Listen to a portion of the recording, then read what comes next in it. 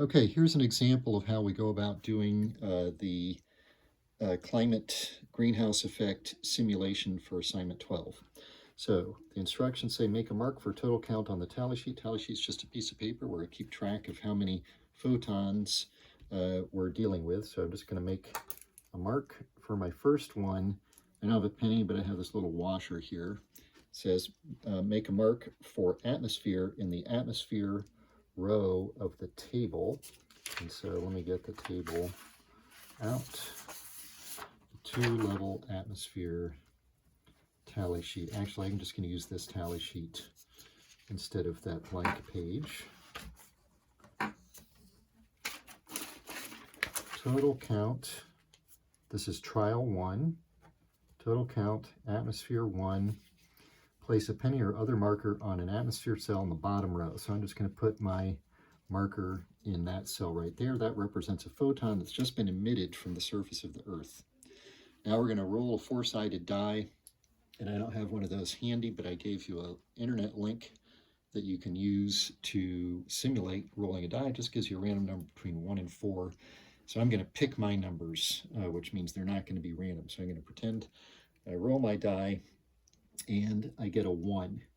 And according to my little key here, a 1 means move up. So I roll the 4-sided die. I make a new mark in total count. I record every die roll by indicating the value on a blank piece of paper, indicating which trial it is. So that's what I meant to do over here on this. This is my die roll sheet. 2-layer atmosphere. Trial 1. And my first roll was a 1. So I've recorded that and which trial it is for the 2-layer exercise. Move the penny to the appropriate new cell as indicated in the diagram based on the die roll value. So a 1 means move up. So it goes up here. That's step 4. Make a new mark in the appropriate model row. So it's in the atmosphere. So I put a mark here in my tally sheet for atmosphere. If the photon enters the ground, which it did not, then we do what it says to do there. Otherwise, we just go back and repeat steps 3 through 6 again. Okay, and we do that until the photon enters the space, outer space bin. So that's 1 time through. That's steps 1 through 6. Now step 7 says repeat steps 3 through 6. Step 3 says roll a die. So I'm going to roll my die again, and I'm just making up numbers. I'm going to pretend that this time the number that I get is a 2. So I write 2 down for my next die roll. I make a mark here for total mark. Roll a 4-sided die, make a new mark in total mark. And what happens if I roll a 2? According to this, if I roll a 2, it moves to the right. So I move this thing to the right. It's still in the atmosphere, so I make another mark for atmosphere. I've moved it. I've rolled the die, I've moved it, I've made a mark for the new spot. It didn't go into the ground, and so I'm done with that simulation. So I roll the die again. Let's pretend that this time I get another 2, and I have to make a mark there for total count. I move it to the right. That's what a 2 does. It's still in the atmosphere, so I make another mark for atmosphere there. And that's the 3rd roll of the die. Still in the atmosphere, it's not in space, not in ground. Let's roll the die again. Oh, this time I'm going to pretend that I got a 3. Next mark there. A 3 moves it down, and it's still in the atmosphere, so that's another one in the atmosphere. I'm not in the ground, I'm not in space, so I keep going. I roll the die again. This time I'll pretend I get a 3 again.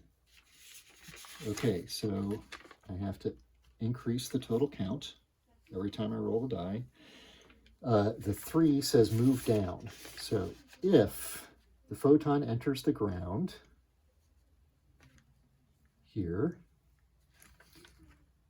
I put my marker for ground instead of in the atmosphere. So now I've done 6 total counts, and the things below that always going to add up to the number in the total count. So 5 in the atmosphere, 1 in the ground, that adds up.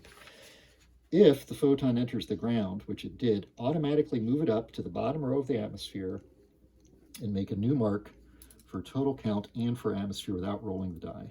So the only place I can go from the Earth is back up. So it goes up to atmosphere, and that adds 1 here and 1 here. 1 more total count and 1 in atmosphere without rolling the die. Now I'm back in the atmosphere again. Let's finish this thing up. So I have the virtue that I'm just making up my die rolls. You'll be doing them randomly yourself. So let's go ahead and get rid of this puppy. We'll say our next roll is a 1. That's our roll, total count 1. Moves it up, that's in the atmosphere. Marker there. Roll again, I get another 1.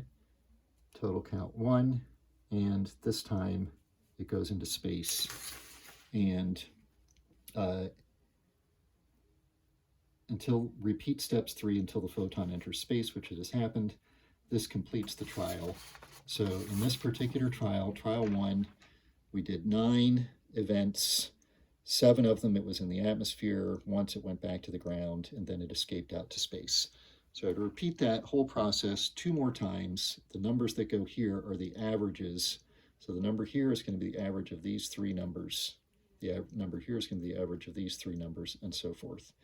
The 3-layer atmosphere is just the same, except in that case, my simulation's got 3 layers of atmosphere, so it can spend more time going up or down.